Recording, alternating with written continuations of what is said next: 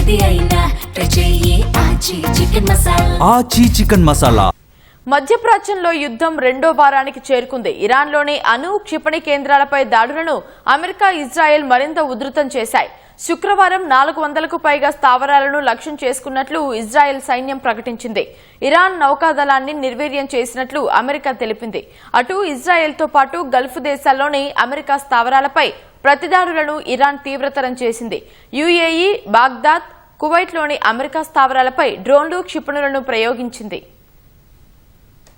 ఇరాన్పై America, Israel దాడులు వరుసగా 7వ రోజు ఉధృతంగా సాగాయి. ఇరాన్లోని 400కు పైగా లక్ష్యాలపై శుక్రవారం దాడులు చేసినట్లు ఇజ్రాయెల్ సైన్యం ప్రకటించింది. బాలిస్టిక్ క్షిపణి లాంఛర్లు, డ్రోన్ల నిల్వ కేంద్రాలపై బాంబు దాడులు చేసినట్లు వివరించింది.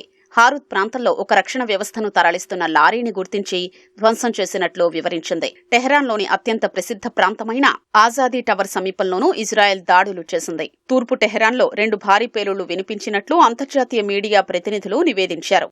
శుక్రవారం సాయంత్రం 6 గంటల ప్రాంతంలో పెద్ద ఎత్తున నల్లటి పొగ అలుముకున్నట్లు వివరించారు. అదే సమయంలో ఇజ్రాయెల్ యుద్ధ విమానాలు ఆకాశంలో చక్కర్లు కొట్టినట్లు తెలిపారు.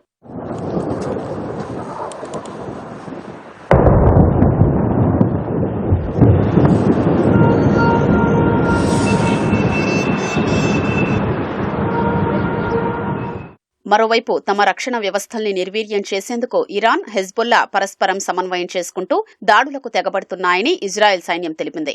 ఆ ప్రయత్నాల్ని సమర్థంగా అడ్డుకుంటున్నట్లు వివరించింది. లెబనాన్లోని హెజ్బొల్లా స్థావరాలపై దాడులు కొనసాగిస్తున్నట్లు పేర్కొంది. ఇజ్రాయెల్ దాడుల కారణంగా ఇప్పటి వరకు 217 మంది చనిపోయారని లెబనాన్ ప్రభుత్వం తెలిపింది.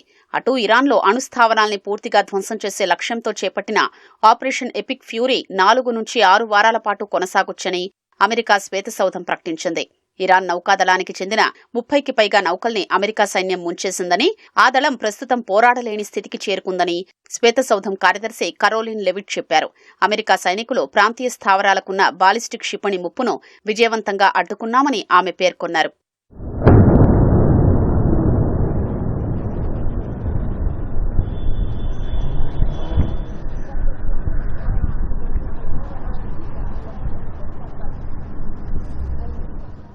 ఇజ్రాయెల్తో పాటు గల్ఫ్ దేశాల్లోని అమెరికా స్థావరాలే లక్ష్యంగా ఇరాన్ ప్రతిదాడులు తీవ్రమయ్యాయి.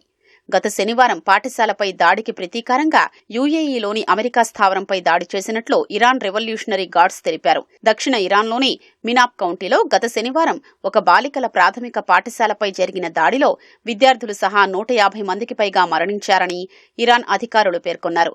నిన్న సాయంత్రం బాగ్దాద్ విమానాశ్రయంలోని అమెరికా దౌత్య కార్యాలయంలో ఉన్న సైనిక స్థావరంపై ఇరాన్ డ్రోన్ దాడులు చేసినట్లు భద్రతా వర్గాలు తెలిపాయి. 4 డ్రోన్లు ఈ స్థావరాన్ని లక్ష్యంగా చేసుకున్నాయని పేర్కొన్నాయి. యుద్ధం ప్రారంభమైనప్పటి నుంచి విమానాశ్రయం సమీపంలో పలు డ్రోన్ దాడుల్ని అమెరికా దళాలు అడ్డుకుంటూ వస్తున్నాయి. మరోవైపు యుఏఈ, కువైట్లోని అమెరికా స్థావరాలపై శుక్రవారం ఇరాన్ రెవల్యూషనరీ గార్డ్స్ దాడులు కొనసాగాయి. యుఏఈలోని అల్ దఫ్రా ఎయిర్బేస్, కువైట్లోని అలీ అల్ సేలం ఎయిర్బేస్లపై ఇరాన్ దాడులు చేసింది.